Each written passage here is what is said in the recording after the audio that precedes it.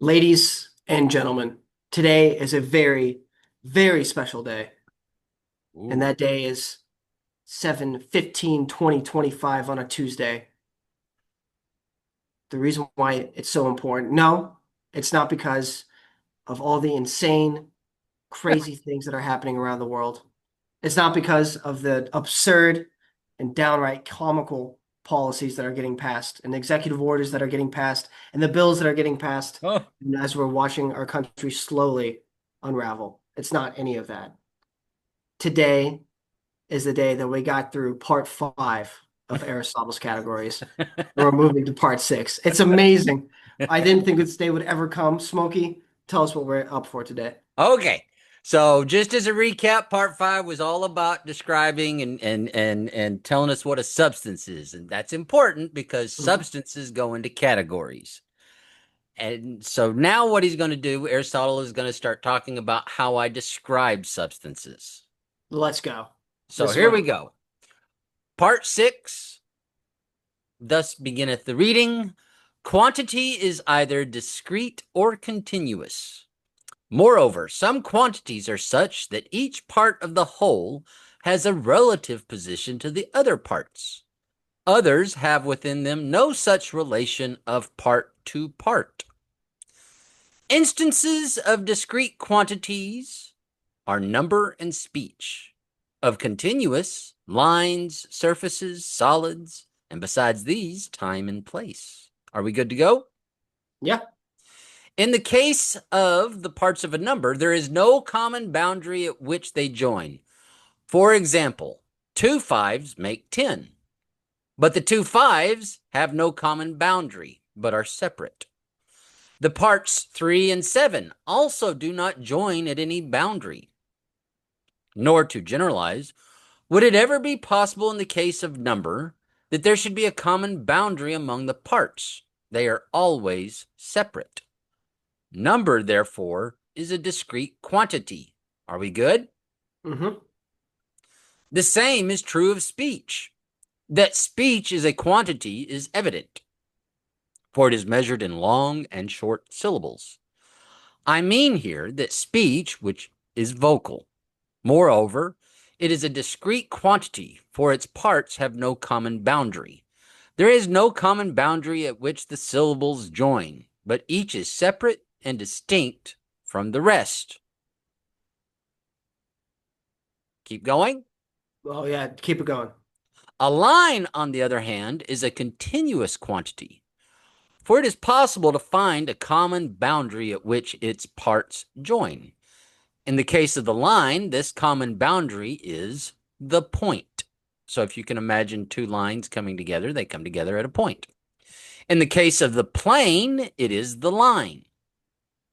For the parts of the plane have also a common boundary. Similarly, you can find a common boundary in the case of the parts of a solid, namely either a line or a plane. Space and time also belong to this class of quantities. Time, past, present, and future, forms a continuous whole. Space, likewise, is a continuous quantity, for the parts of a solid occupy a certain space, and these have a common boundary. Mm. It follows that the parts of space also, which are occupied by the parts of the solid, have the same common boundary as the parts of the solid. Thus, not only time, but space also is a continuous quantity, for its parts have a common boundary. Yes? What? No, but we're gonna keep going because I think I know what needs to happen or what I need. So let's just keep going. All right. Quantities consist either of parts, which bear a relative position each to each, or parts which do not. The parts of a line bear a relative position to each other, for each lies somewhere, and it would be possible to distinguish each, and to state the position of each on a plane, and to explain what sort of part among the rest each was contiguous. Similarly, the parts of a plane have position, for it could be similarly stated what was the position of each, and what sort of parts were contiguous. I'm going to stop right here. So stop and think. If I have some lines, I can describe them as being parallel or that they intersect, right? If I have Right. two planes, like two sheets of paper, I can Hmm. talk about how one is above the other, or I can say that they're sitting next to each other, side by side and touching. Right. Okay. But it would be impossible to show that the arts of a number had a relative position each to each, or a particular position, or to state what parts were contiguous. Because they're not occupying any space. Right. Okay. Nor could this be done in the case of time, for none of the parts of time has an abiding existence, and that which does not abide can hardly have position. It would be better to say that such parts had a relative order in virtue of one being prior to another. Similarly, with number, in counting, one is prior to two, and two to three. And thus the parts of the number may be said to possess a relative order, though it would be impossible to discover any distinct position for each. Okay. This holds good also in the case of speech. None of its parts has an abiding existence. When once a syllable is pronounced, it is not possible to retain it, so that naturally, as the parts do not abide, they cannot have a position. Thus, some quantities consist of parts which have position, and some of those which have not. Yes? I think so. So, Yeah. first place, first describes, doesn't really describe a place. It Right. describes, The right? order. Yeah. It just describes an order. Yeah. Now, what we do with it in our head, that's a different story. Okay. First is better than second. Do we keep going from here? Are we doing Oh, yeah, all of yeah. We're going to read the whole thing. them? Unless you Okay. would like, unless you think we've reached a point where we need to stop, which I can. Here's what I'm thinking. The intuitively, I'm pretty sure that the logic of this is something that's going to come together very easily. I'm identifying some key words, like key terms that he's introducing, Okay. that we'll need to define, and then, but like as we define them, I think all the puzzle pieces will just like come together organically because it seems like it's actually pretty easy to follow if you have very clear definitions. You're right. It does. So I tell you what, let's stop right here Okay, and we'll catch it up next week with, and this is actually a pretty good stopping point. This is a pretty that's good fair. stopping point. That's what I Uh, felt like too. Um, and I had thought about making a couple extra slides, and then I thought, well, I would just discuss it during the one slide, but this will give me the opportunity to separate some things out. And okay. so this is good. This is Well, good. if you don't mind, yeah, if we can scroll up to the top and I can just pick out the what I notice as key terms, All and then right. if there's anything that you think is missing, define those as well.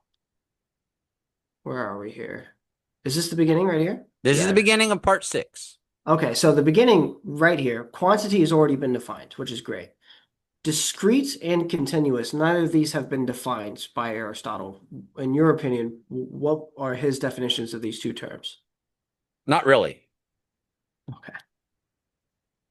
But the funny thing is, I was in a conversation with someone yesterday, and we were doing some statistical analysis, and we came across in one of the readings the word discretized. Okay. And it was quite humorous because the person was like, I don't know what this word means. And I said, well, it comes from discrete, which comes from categories. Right. And do you know what discrete means? Well, it means, I mean, I know it to mean not obvious, basically. Okay. But what he's saying is discrete means by itself, complete. It's not connected to anything else. Would using this as a synonym, would singular work? No, not really. And that's really why it's probably a good thing for us to split this, because Hmm. this is one of those concepts that on the surface seems really easy with the examples, but it's difficult when you start to think about it. So That's for, where, yeah. for example, when I say the number one, I can't mean the number two. Right. And we've run into this before, right? Someone will use the word couple.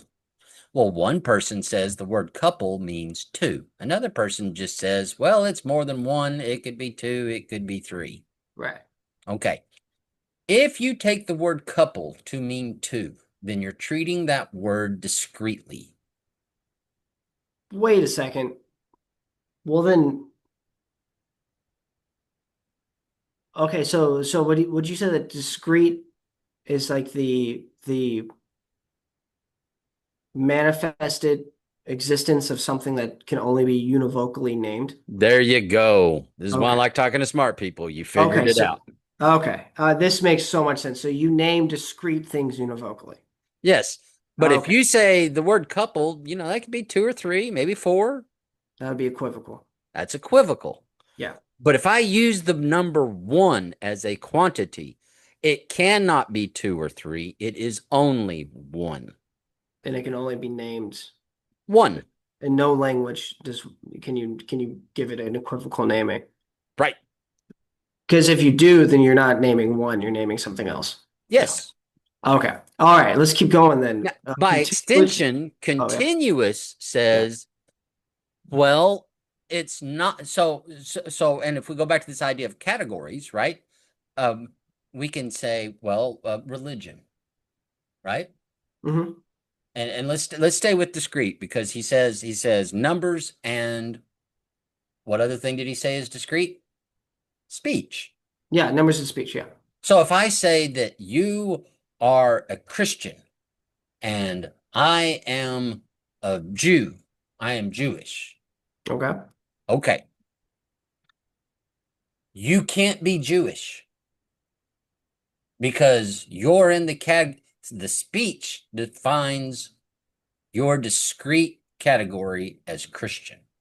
And Right. I cannot be Muslim because I am Jewish. Therefore, I am discreetly put into this category under religion. Right. Does this make sense? But if we were to say we're both religious, That now all of a sudden you've gone up a level. And this is why Aristotle is really big on hierarchies. so would continue, but the religious term, that would be a continuous term. Not necessarily. That's where it gets a little difficult to think about, especially with speech. Actually, I'm skipping ahead. That's it because it depends on where you're standing. Yes, Okay.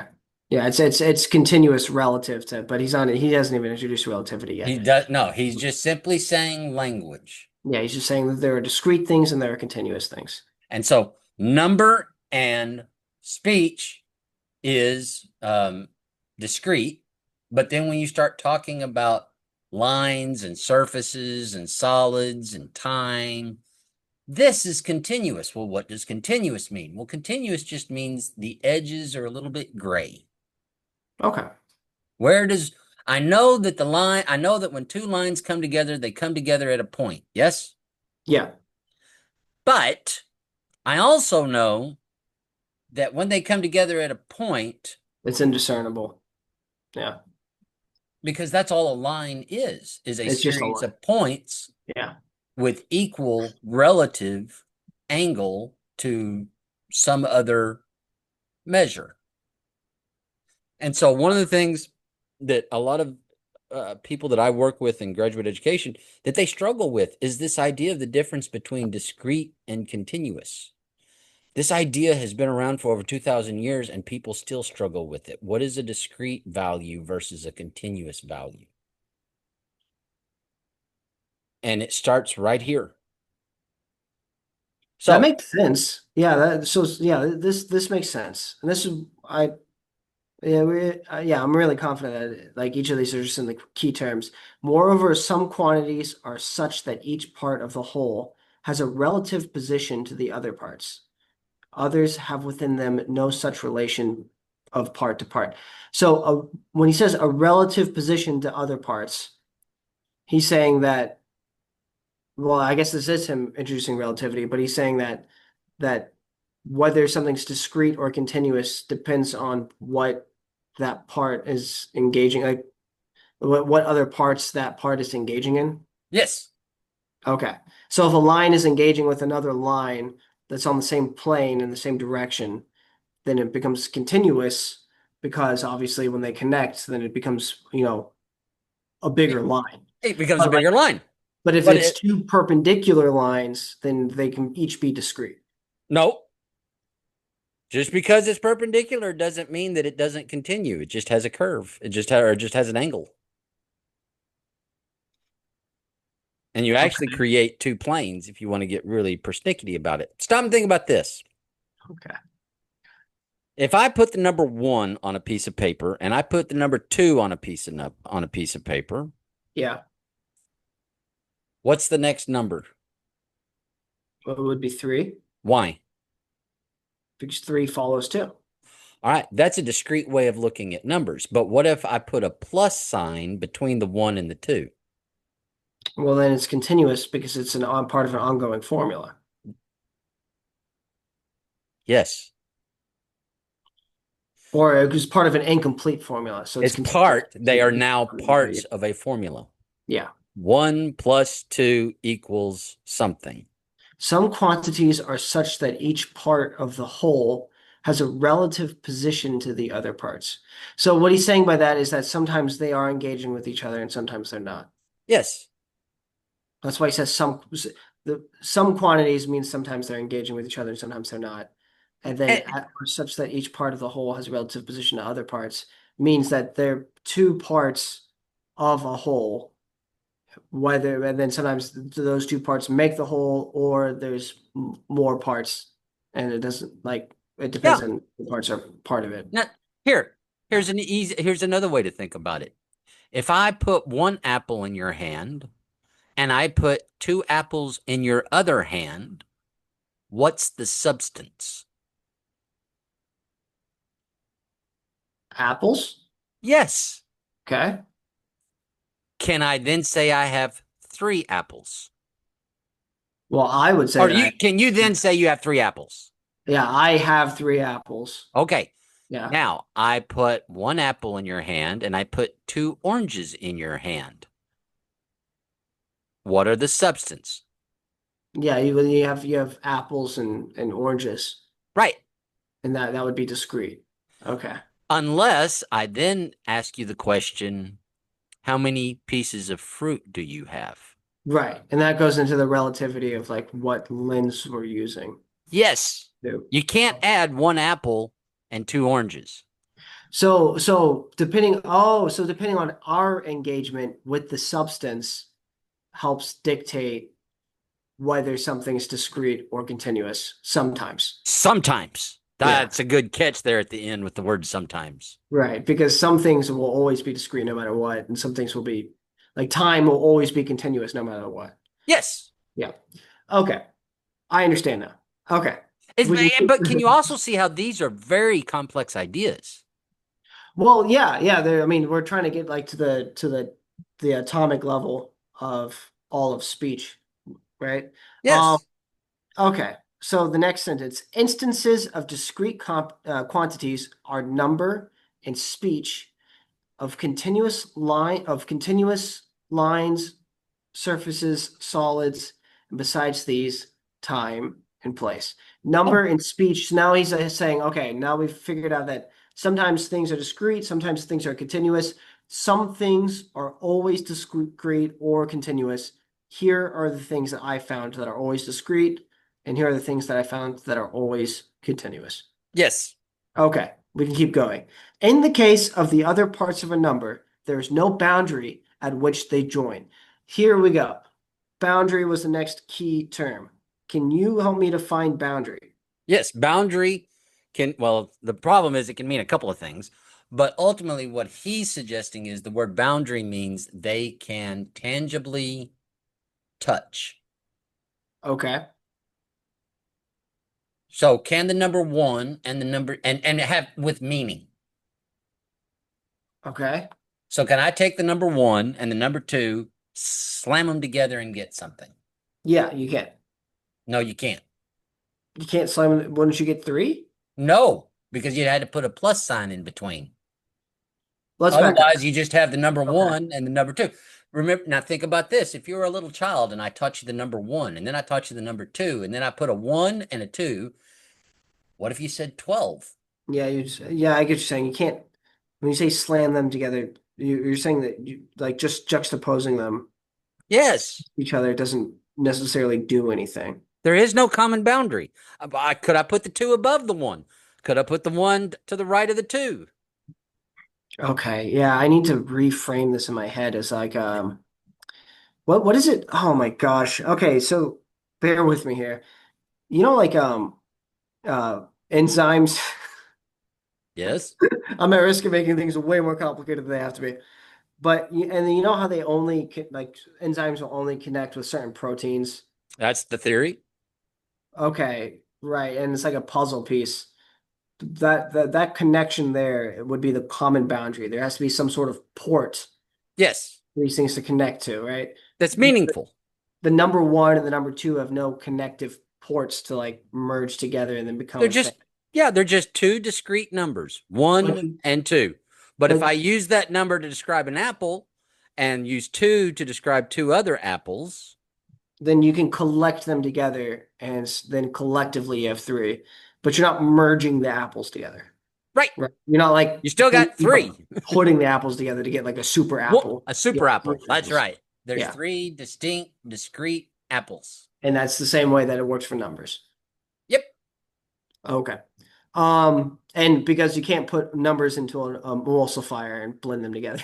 So, Like uh, I said, okay. times change, but there weren't too many blenders around 385 BC. No, that's the difference. That's why you didn't say apples are part of the discrete quantities, is because you can mash up three apples and make a thing, but you Yep. can't mash up the numbers one and two and then make something. And now Um, we're in the world of Star Trek. okay, yeah, let's. Pull it back. I introduced genetics. Let's or not genetics. Dude, my brain is broken today. Let's keep going. Okay, and then continuous would be lines, surfaces, solids, and besides these, time and place. This makes sense. Okay. In the case of the parts of a number, there's no common boundary at which they join. For example, two fives make 10, but the two fives have no common boundary. This is what we're talking about when there's like a port to be able to Yep. match these together. You can't do that. But are separate. The three parts of the parts 3 and 7 also do not join at any boundary, nor to generalize. Would it ever be possible in the case of a number that there should be a common boundary among the parts? This is now making sense. There are always separate. They are always separate. Number, therefore, is a discrete quantity. Now, stop and think Any, about this. So if yeah. you see the word 12, Okay. what that actually means is 10 of 110 plus two ones. Right. So those are the parts of the number 12, a Right. 10 and two ones, but they are discrete from one another, Yeah. even though they're all part of the number 12. Yeah. I understand that. Now, this next one is a little bit tricky. It's pretty obvious he never met a Mongolian throat singer. The same is true of speech. That speech is a quantity is evident, for it is measured in long and short syllables. I mean here that speech which is vocal. Moreover, it is a discrete quantity, for its parts have no common boundary. There's no common boundary at which the syllables join, but each is separate and distinct from the rest. Right, okay. Again, this is the thing that's been most helpful for me so far, is that you have like this like mashing of things together, and then you Yep. have collecting things, right? Yes. But when we have these syllables and we collect them in a particular order to create a sound that we're looking for, but each of the syllabolic sounds individually are discrete, Yes. and you're not mashing them together, you're collecting them in a particular order, And there right? and there is a quantity. If I'm collecting them, I can count how many I have, and that's a quantity. Right. So perhaps it's like 8 syllables, but they're all 8 individual syllables, and you're doing 1 and 2 and 3 and 4 and etc. Yes. Okay. Because if you did all of it syllabolically, like if it were continuous, then all 8 syllables would be spoken simultaneously as a singular, again, like super syllable Yes. that would somehow get all 8 out, like in Mongolian throat singer. And Okay. and that's the Okay. whole thing. For years Yeah. and years, this is a theory that's sort of, people like to play with. Sure. Yeah. I mean, theoretically, we could screw around with this all day. Yep. Um, but he's not talking about theory. He's talking about what's evident based off Yep. of really anecdotally. Okay. All right. A line, on the other hand, is a continuous quantity, for it is possible to find a common boundary. See, the common boundary now makes more sense because boundary was really screwing me up there, at which its parts join. We can actually skip this paragraph. I get this now. Okay. Uh, Space and time also belong to this class of quantities. This also makes sense now. Um, okay. Sorry, the quote "time is a flat circle" just popped in my head, but I'm pushing that Okay. immediately. That's fine. Okay. Quantities consist either of parts which bear a relative position each to each, or of parts which do not. Okay, help me with this one.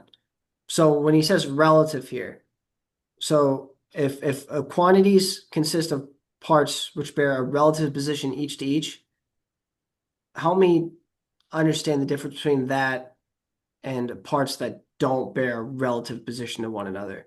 Because Okay. I see it, if you have multiple parts, as in more than one part, and they're bearing positions of any kind, then they would automatically be relative to one another. He's talking about existence. They Okay. have to be something in reality. Okay. The parts of a line bear a relative position to each other, for each lies somewhere. Okay. But like time doesn't have a relative position to anything else. It just Well, he would say no.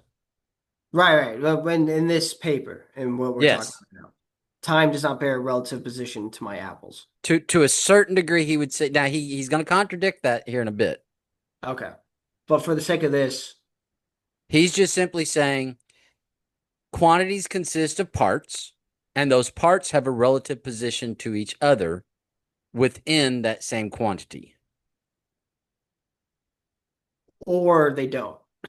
or they don't. But what's the or they don't? Well, you give me an example of something that's like or they Well, don't. that goes back to the apples and the oranges. Well, the apples and the oranges exist relative to each other, no? No, because I can't add them. They're unless I raise it up and instead of calling them apples and oranges, I just call them pieces of fruit. Oh, then they'd be relative to each other. But an apple doesn't need to be sitting next to an orange to be an apple. It's just an apple. Yes, it's just an Okay. apple. But if I say it's a fruit, well, now, and I say that the orange is a fruit, then I can say that fruit versus that fruit. Right. That would be equivocal. Okay. Okay. So this is, well, I don't have the language for this. I think I have the language for this. Something like this is him trying to draw a line between the use of language and the actualization of a thing, and then he's bouncing between the two. Yes, So then he's like, this is univocal, this is equivocal, and then in reality, we're univocally naming and equivocally naming things that are either discrete or continuous. yes. Okay, then I get this. Was that as far as we got today? That this is as far as we got today. God damn. Okay. Holy shit. So let me show you my one little slide that took all of that and just one little slide. Are you ready? Yeah. Here's what he says. I can think of an expression called quantity to describe a substance. Yes? Hmm. But in doing so, I have to break that expression down into either discrete or continuous. And later on, we break those two down even further. Okay. But if I use something discrete to quantify it, I either use number or speech. If I wish to use something that is continuous, I can use a line, a surface, time, or a place. So a long, long time ago in a galaxy Far, far, far. far away, Right. Okay. that is time and place, and it's continuous. But if I said 300 years ago in a galaxy 10,000 light years away, then there would be continuous elements and discrete elements. Yes, combined. Right. Okay. Okay. This makes sense. Okay. Yeah, I get this. That's all of that, he said, all of that to basically say this with a little more, a little more information, but that's ultimately what he's saying. He's saying that any quantifiable expression can either be viewed as discrete or continuous. And then here are some examples of each. And so you can sit there and you can say something is, if I say something is on or off, is that discrete or continuous? That'd be discrete because there's no continuous line. There's no Yes. common boundary between on and off. If you're on, you're on. If you're off, you're off. There is no in between. There is nothing in between. Oh, the phrasing, I guess that would probably, there's a mutual exclusivity between on and off. Yes. Okay. If I pull out a tape measure and I run it along the wall and it says 16 feet 12 inches, Hmm. what have I just measured? Well, that'd be a distance, and that would be uh like the quantity of the measure of whatever Yes, you but measured. it's one of the examples. What did I just measure? Well, it's continuous, and it would be a surface. Nope. Close. Oh, it'd be a line. It'd be a line. I measured a line I guess so. from Yeah. that point to that point. Oh, yeah. You drew a line along the surface. Yeah, I just put the tape measure on the floor Yeah. and I measured, and I all I did was I measured it. You're right, I measured a distance, but ultimately what I was measuring was a line that Yeah, you were started identifying there the line. and Yeah. ended over there. Right. Okay. Yeah. Okay. So it's continuous. Right. But if I turn on the lights, they're on. If I turn off the lights, they're off. This is such an interesting way of organizing things. It's so Uh, funny that I like saying that, knowing that it's like a fundamental part of how we organize things today. It is very fundamental. It It feels, is yeah. and it's in the practical world as well as the theoretical and the philosophical when you think about it.